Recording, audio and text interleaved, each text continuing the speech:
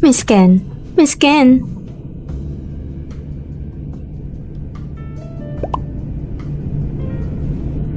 Malapit nang lumapag ang eroplano. Halika. Sige, salamat. Mabuti na lang panaginip lang.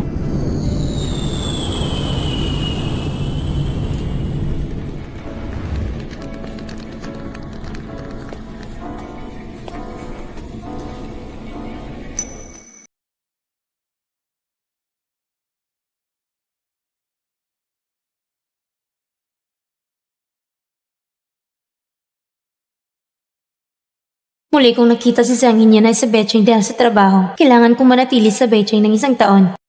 At ang Becheng ay teritoryo niya.